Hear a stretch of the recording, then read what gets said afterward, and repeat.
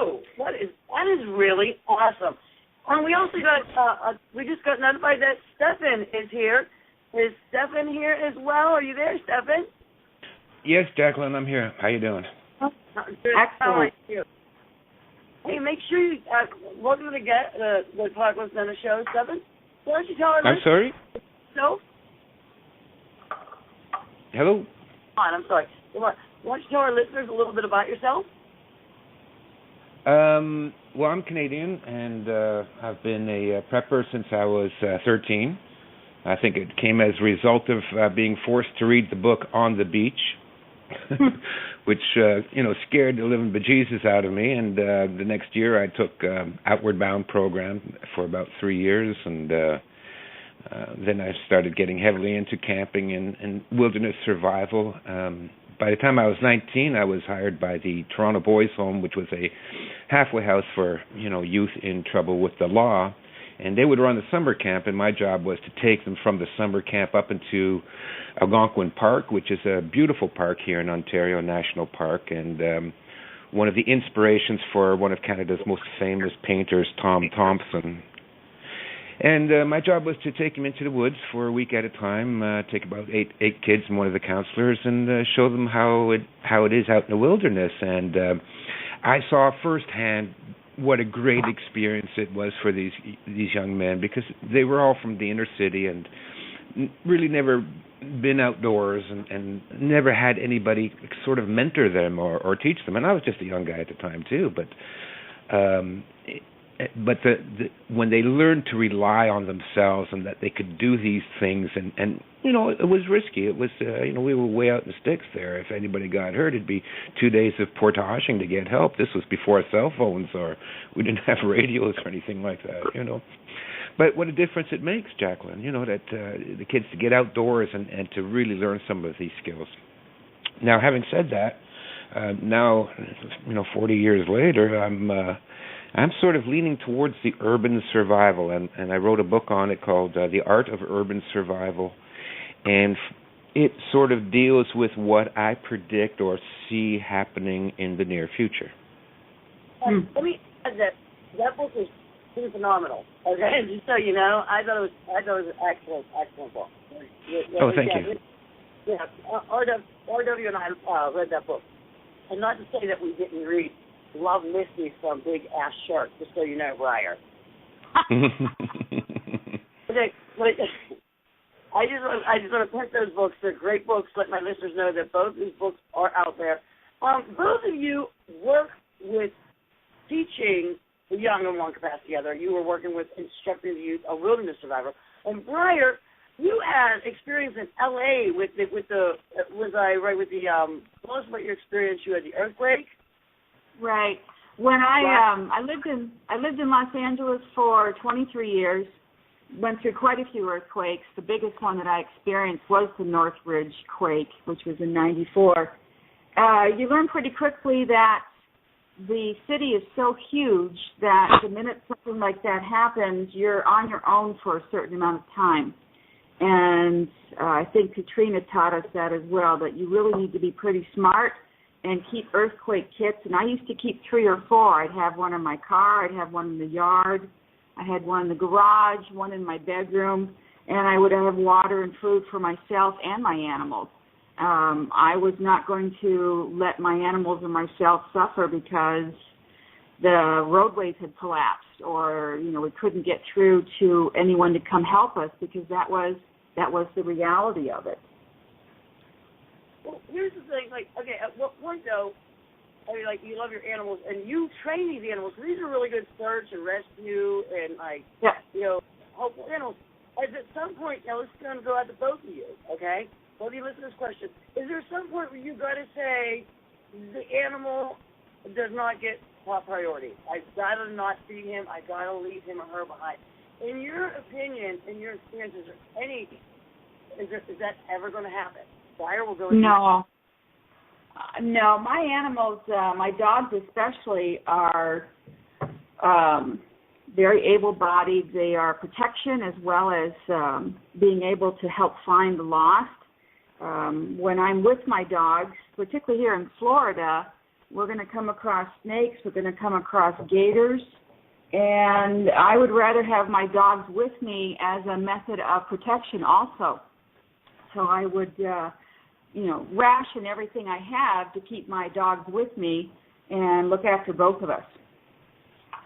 Vaughn, what do you think about that? Do you think there's ever a point in time where we have to say our pets or our animals are a liability, or do we always find like an asset in them? Well, personally, I'm really sort of a romantic fool because my animals get priority. And when it comes to dogs, I'm in agreement with Briar in that I would take the dog with me, but I also train my dogs really well. My last dog, God bless her, was highly trained to lots of verbal commands, and so if I said stay, she would stay. If I said follow, follow. If I said go and scout, she would run 20 feet ahead, and if she came across anything, she would sit and bark. I mean, the dog was amazing, and so she wasn't a problem. So by training your animals, you will save their lives in an emergency because they will obey your commands. You don't have to run and get a leash and start dragging them here and there. So long as you train them, and training a dog is the best thing you can do for them. Absolutely. He's right. Nutrition, though. I mean, like you're coming down to the last little bit of food. I mean, not saying that I would ditch my pet. I mean, I love Fifi. Okay, but Fifi could live off an M&M for a week because she's like 10 pounds. But you have a German Shepherd, you have or whatever the big dog is, a lab. Really, at some point in a survival situation, what happens? You get you don't have any food. At what point do you share your food? Working yourself because you let the dog live, or do you ever I mean, I'm just throwing this out there because you guys are both animal lovers, and that's really an awesome thing. So, there's no point in your mind that there's never a question that you'll die along with your dog. Is this what you're saying? I would say yes. I mean, if you're coming down to a point where you only have enough food left for yourself, it's not going to really last that much longer. My dogs would be critical for my survival. I would keep them with me, and they would protect me. Yeah, I'm going to have to agree with Briar on that too. I mean, if you're in that kind of a scenario where, oh my God, it's really the end of the world. I mean, you have no food left. You're going to starve. Well, then we go together. Because what's the point of living then? If next couple of hours? No, I go with my dogs. Yeah, I can't see risking my dogs and letting them go if it's only going to be I'm going to survive for another day or so. I wouldn't want to survive that other day knowing that they gave up their life for me, because they would. Dogs would, and no, I wouldn't do that to them. They're too loyal. They're way too loyal. Yeah, I'd like to add a caveat, and that is when you're really hungry, you will often do things that you never imagined doing, but I don't know. It depends on your strength of character. I really can't see it happening that I would end up. I have 3 cats, and I joke with them every day, saying, "I'm just grateful I don't have to eat you today." Well, we all joke like that. But I really, honestly believe, as human beings, that push comes to shove, not one of us would do that to our dog. We would not. I think if you come to love your dog, I don't care if it's a French Poodle or German Shepherd. We have assets in this world. I believe RW has a question for you guys. RW, what was your question to them? My question for you, Briar, is what do you think the difference is between the wilderness and your shark that you're writing about in your novel? Like survival techniques. Yeah, exactly. For wilderness versus urban. In your opinion, what is your opinion of the difference between wilderness and urban survival?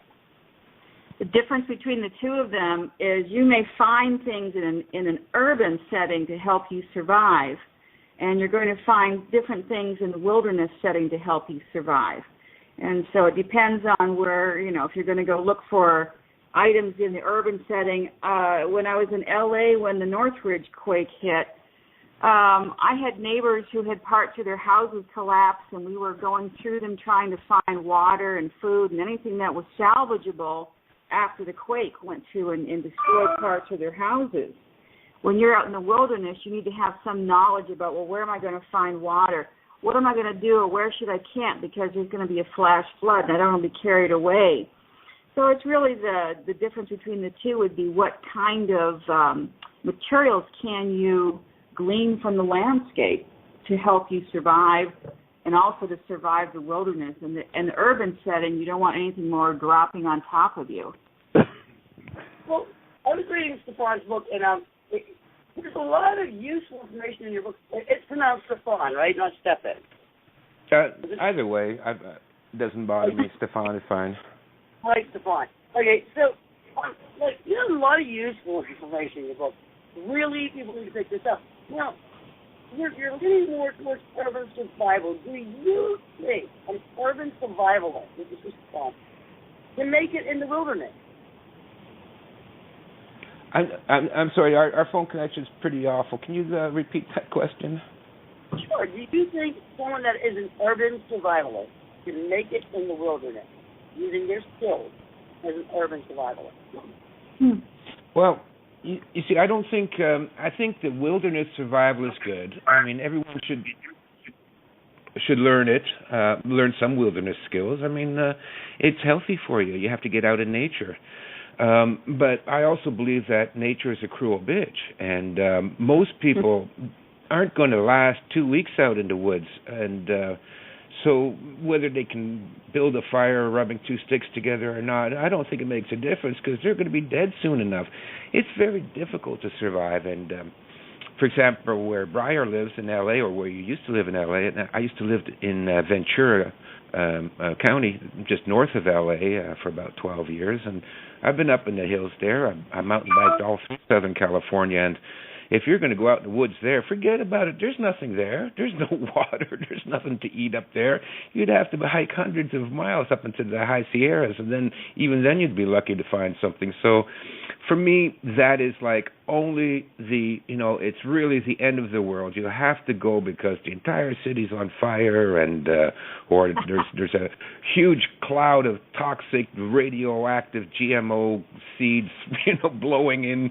And there's no other, you will die in 2 hours if you stay. So then, okay, go. And boy, it's going to be rough, and hope you can get to some civilization as soon as possible, and maybe just spend a couple of days, in the woods until things blow over. But as a survival strategy, it's not going to work for like 90% of the people. I know guys that could live in the woods. It's really tough. It's a horrible, horrible way to live, especially if everything it depends on you finding food and water. So for me, but I think what we're going to go through is not going to be the end of the world. I think we're going to go through a period of turmoil where things are really shitty, but we're still going to have to sort of stay in the city. And for that, what I mean by urban survival is being street smart, and learning about crime prevention, and fortifying your home, and learning about urban camouflage, how to become a chameleon, to fit into different areas, how to avoid the cameras during a martial law situation, how to work and set up an underground economy known as a black market. Things like that will probably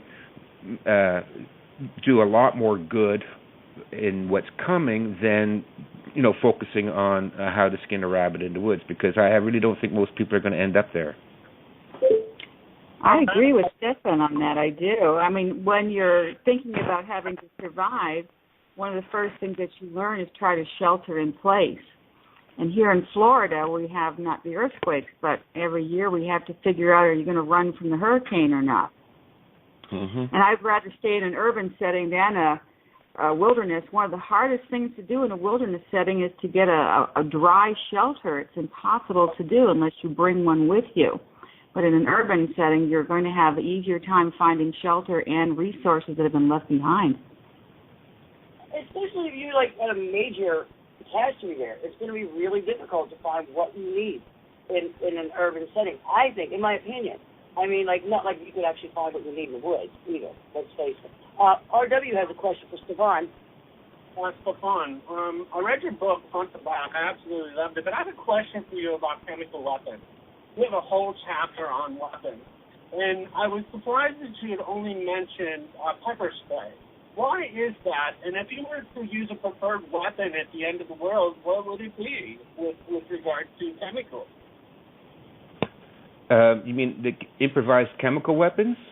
Yeah, improvised chemical weapons. Yeah, ones that you can make at home. I mean, I really didn't get that you were leaning that way in your book, but the chapter was very intriguing and quite detailed with all your weapons involved. I was a little surprised that you only used pepper spray in the city. So explain that to me. What other weapons would you do, especially when you have these facilities available in the city? Yeah. Well, my approach to weapons is that it's a survival tool. And what happens during, a breakdown of society is that criminals take over. Look what goes on even right now. Look at Detroit or Camden, New Jersey, or you can list, a dozen places throughout the United States that if you wander into a neighborhood, it's bad news. You're in danger. And you're in danger from what? You're in danger from criminals and street gangs, and they have weapons. And they have no inhibitions against using those weapons against you.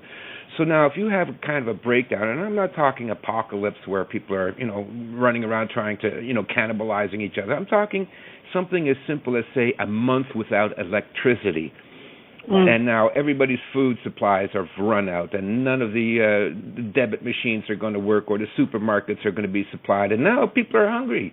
And they can't get money, they can't get food, and guess who's going to become the most feral of the bunch? It's the existing criminals within our cities and societies.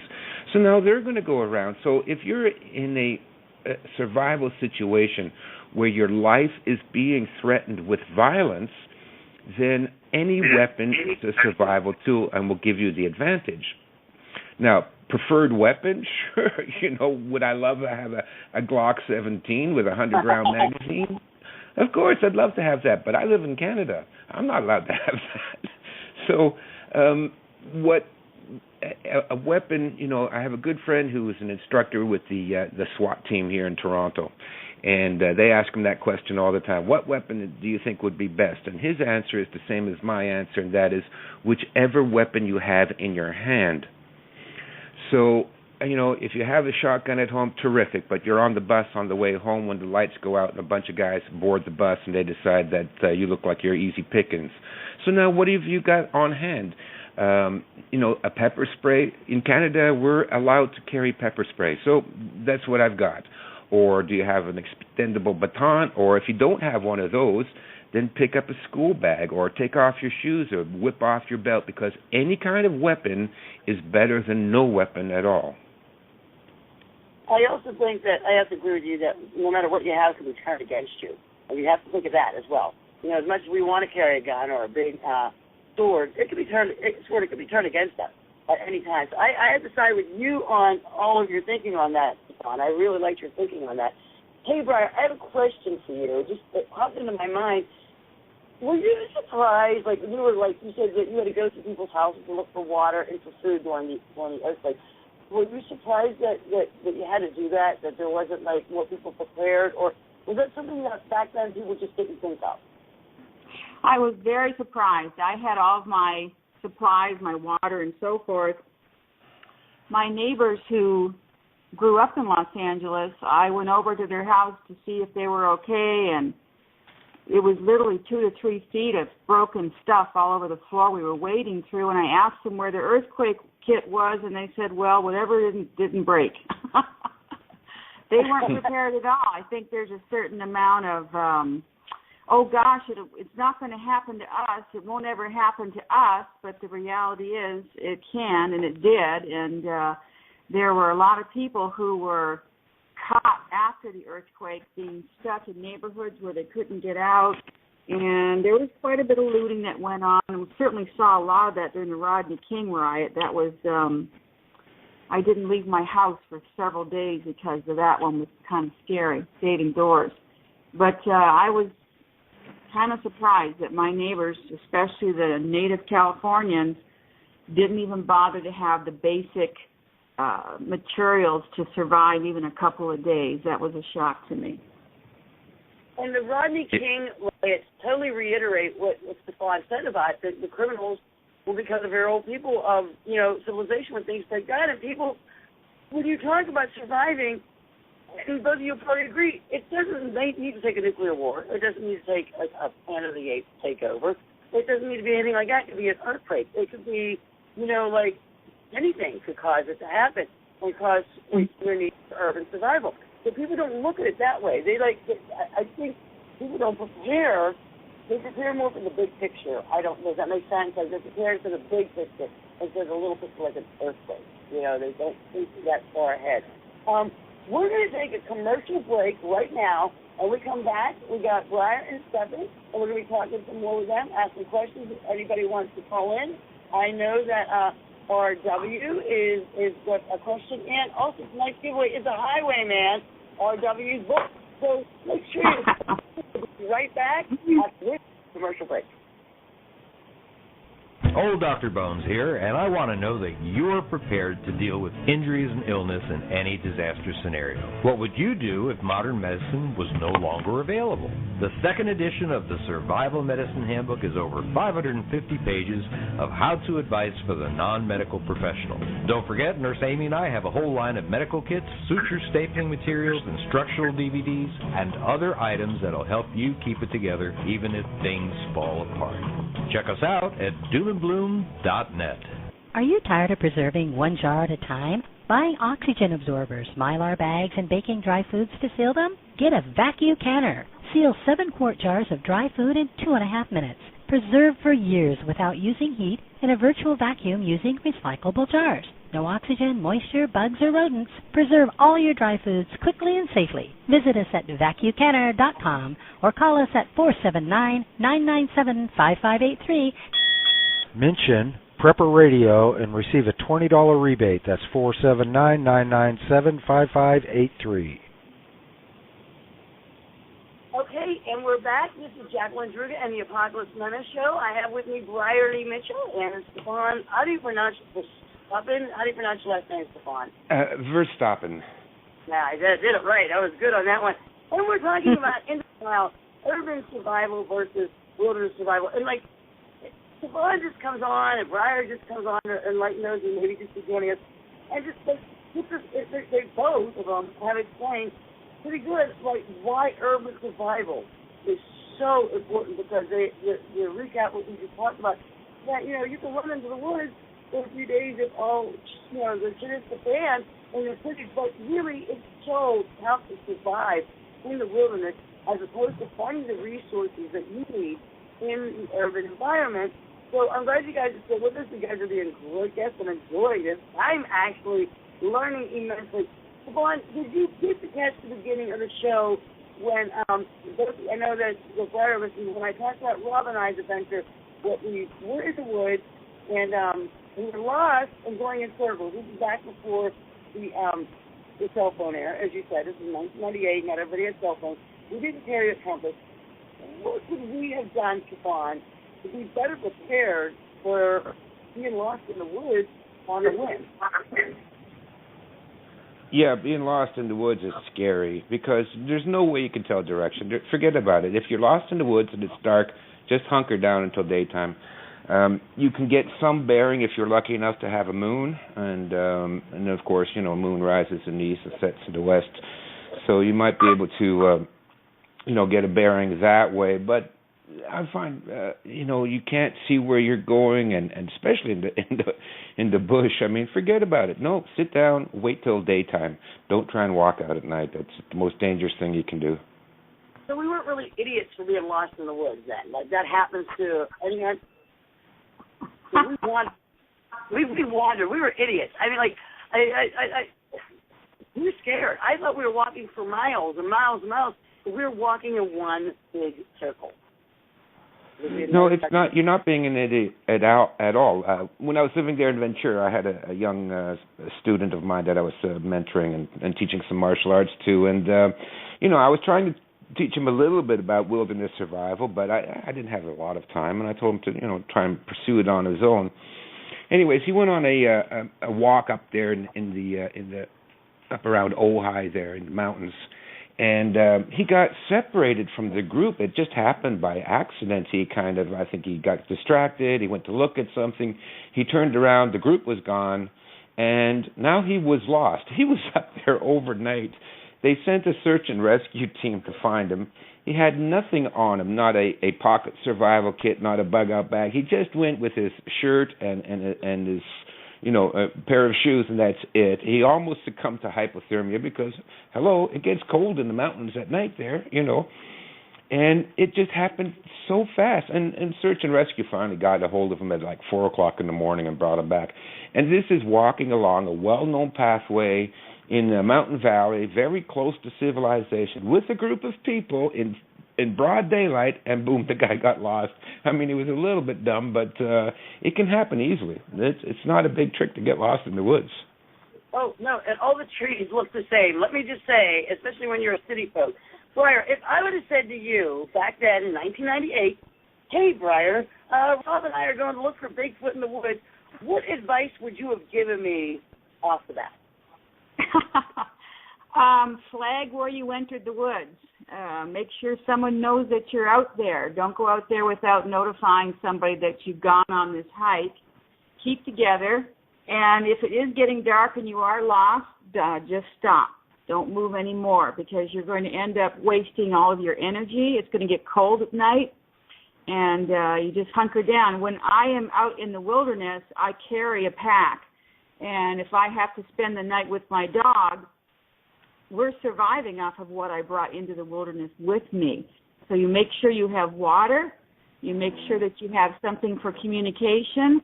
And it is the hardest thing to do to make a waterproof shelter. You take something with you, like a poncho or something to make a waterproof shelter for yourself. That's going to help you survive the night. Okay, good. Wow. You really believe you can do this in the city? I mean, I've lived in the city 20 years, and I don't think that's possible. I'm sorry. I would rather be in the woods. You'd rather be in the wilderness? He'd rather be in the woods. This is the guy that got lost in the woods chasing Bigfoot. He thinks that he could survive better in the woods. Stefan, tell him why. You guys tell Stefan first. Give him 2 reasons why he will die in the wilderness as opposed to living in the city. Let's say, okay, let me give a scenario. Tell him what he needs to do. The 2 important things in your mind that you think he could do, 2 or 3 things that he could do to survive. Let's say a terrorist attack where it's a dirty bomb and he's 4 miles outside the city. What can Rob do? Because he's running for the hills. This is a man, I guess I got lost doing Bigfoot. Not doing Bigfoot, but like running from Bigfoot. Before I start with you, 3 things that he should be doing that can pretty much guarantee his survival in the urban setting. Okay, well, this is, near apocalyptic. A dirty bomb goes off, that means you have to escape, right? You could shelter in place by sealing things up, but let's assume that you want to escape. Good luck. You're not going to get to the woods. How are you going to get there? Are you going to get in your car and get on the road and drive up there? Forget about it. That's not going to happen because the roads will be jammed. Your best chance would be a motorcycle, and then you're not going to be able to carry a lot of gear. If you get one of those kind of enduros and you have extra saddlebags made for it, and then maybe you and one more person can go with you. But forget about bringing this stuff in the car and driving up north or driving out to the countryside. Those roads will be jammed. There's no way in hell you'll get out there. So now what's your alternative? Your alternative is to go back home, seal up the windows, set up a decontamination room and gather all your medical supplies and kind of hermetically seal yourself off. That would be your best chance because, would you like to get to the country? Unless you're prepared to hike there and, and how much stuff can you carry on a backpack? A 40-pound backpack is pretty heavy, especially if you're going to be going, 10, 20 miles in a day. And even with 40 pounds, that's not a lot of stuff, For example, if you're in L.A., forget about it. You cannot possibly carry just enough water to survive for 3 days. This, because you need about 8 liters per day, and each liter weighs 2 pounds. So you're looking at, 50 pounds worth of water. So even if you just strapped on a backpack full of bottled water, you've got 3 days. So, no, you're not going anywhere. You're going to have to stay where you are and figure it out from there. I have a hard time carrying that pack of bottled water from the cart in Walmart to my car, just so I couldn't see it trucking out through the woods. Briar, what do you think of? Now, as you can tell, Rob apparently is not a survivalist. What do you say to someone like Rob? Come on, like be nice, okay? What do you say to someone like Rob? He says you don't have to be nice. So what do you say to someone like Rob that says I'm running for the hills? What do you say to him? Good luck.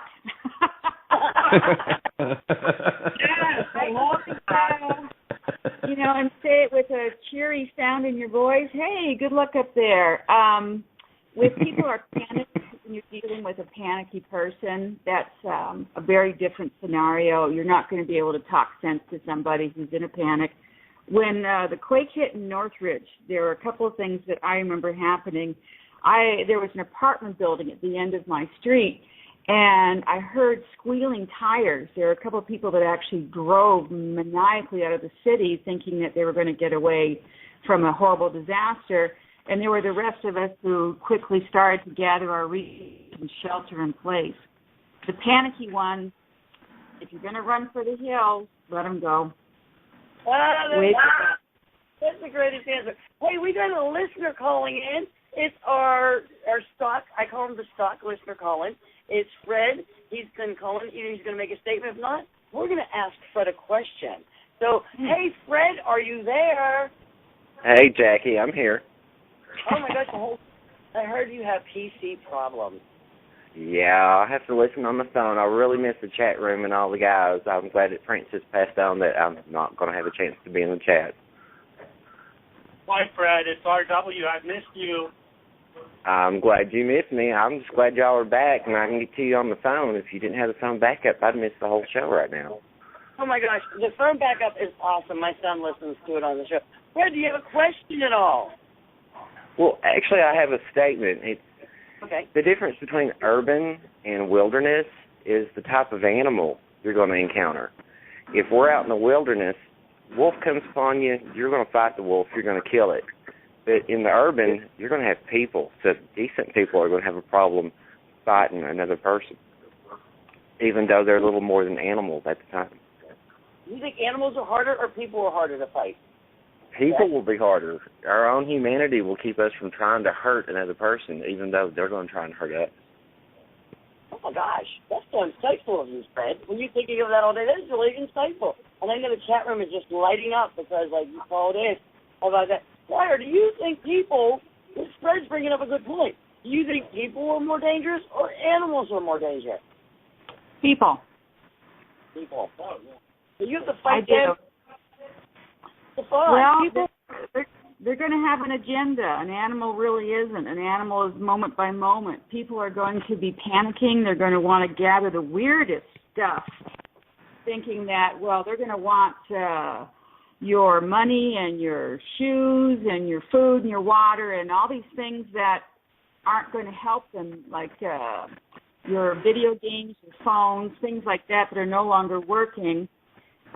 They're going to be aggressive, and there's a lot more psychopaths and nuts out there than, we really want to give society credit for.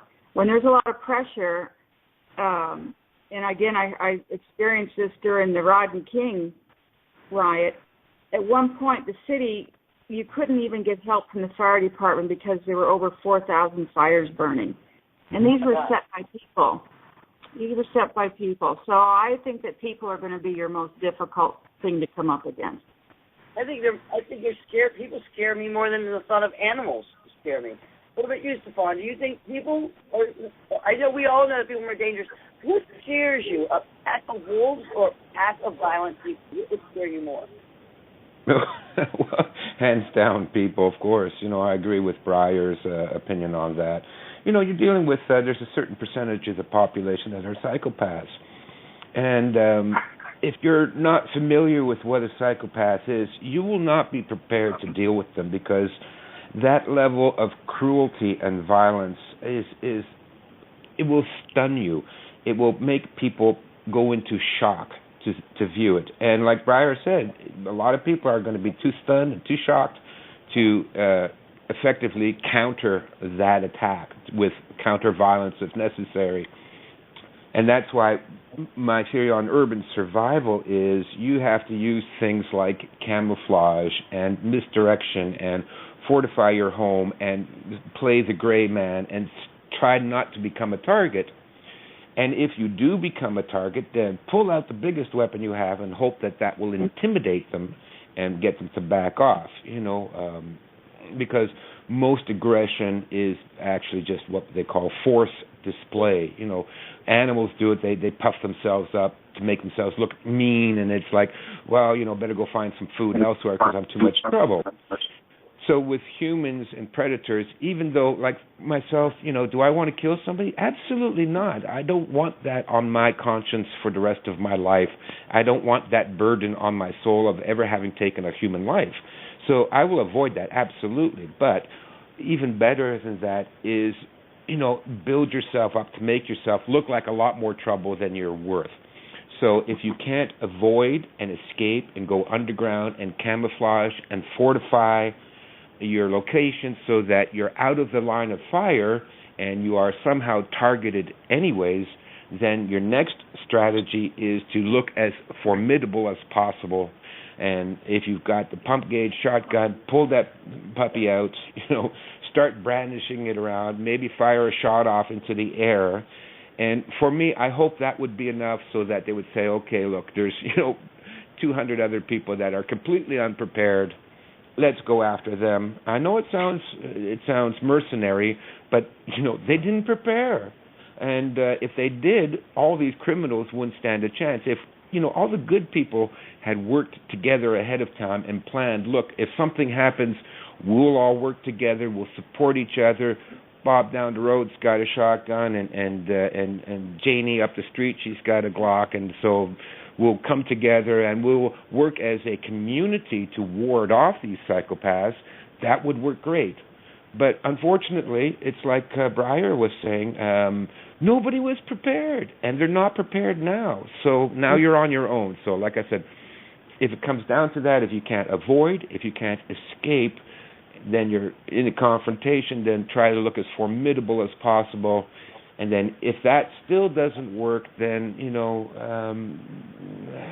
then do what you can.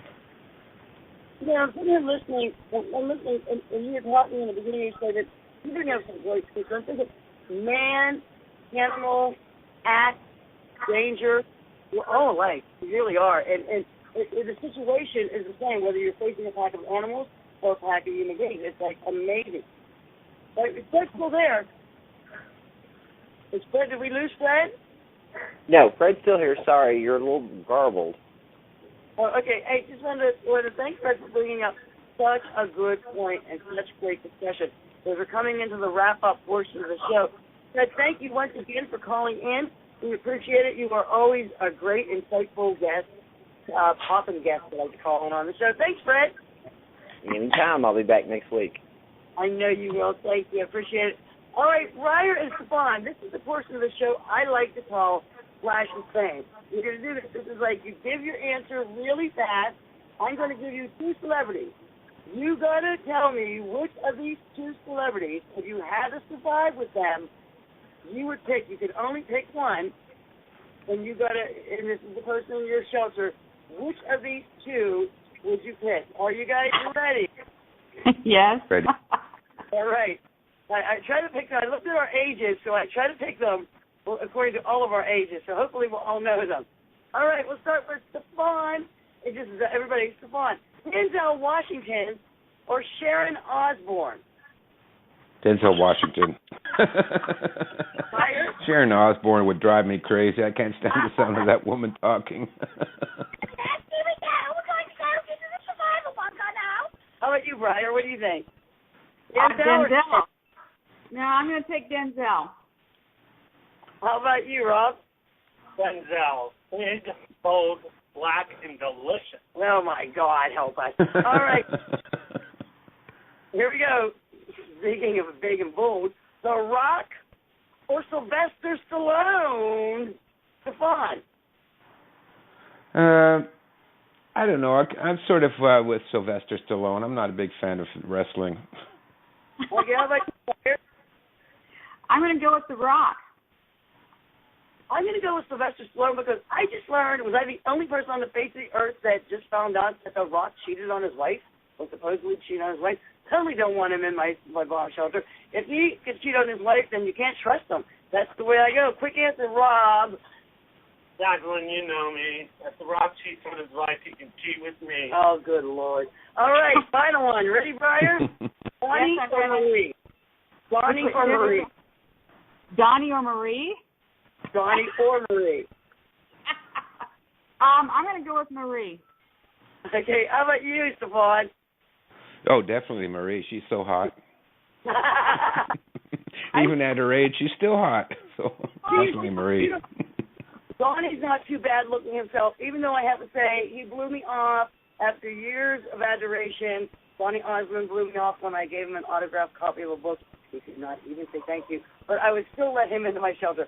Because, and they called it puppy love. All right, so we're going to wrap up the show.